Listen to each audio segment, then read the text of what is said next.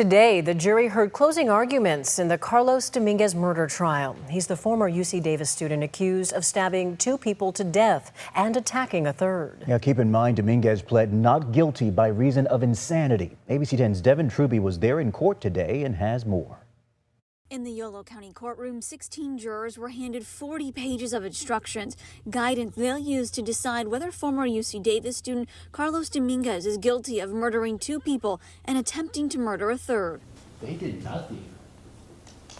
They didn't threaten Mr. Dominguez. They didn't have weapons. They simply existed. Yolo County Prosecutor Matthew DeMoore told the jury the only disputed fact in this case is what Dominguez's mental state was at the time of the attacks. Stabbing is one of the most personal and intimate ways to harm someone, to attack them, to kill them. Diagnosed with schizophrenia, Dominguez claims he didn't fully understand what was real. He told the jury he once saw only shadows and only now realizes they were people. But prosecutors pointed to signs of awareness, including testimony from roommates about Dominguez's anger issues, a poem he wrote about knives, and online searches for knives. Said something to the effect of, "Leave me alone, what do you want, man?" But that man is critically important. That man is very important. Because it shows the defendant knows those are people. These are people that he is come into contact with, that he has seen, that he is attacked.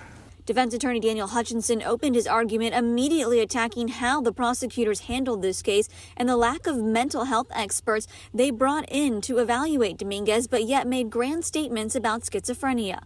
This is a case that required serious, real adults, and that you were given an investigation and a prosecution that can only be described as juvenile amateur hour.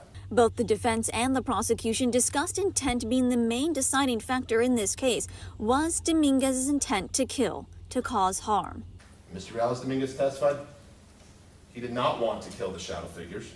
He did not intend to kill the shadow figures. The jury now has to unanimously decide whether Carlos Dominguez is guilty of first-degree murder, meaning they believe the killings were premeditated. Second-degree murder would mean the jury doesn't believe they were planned, but still intentional. Or manslaughter means they don't believe there was intent or malice.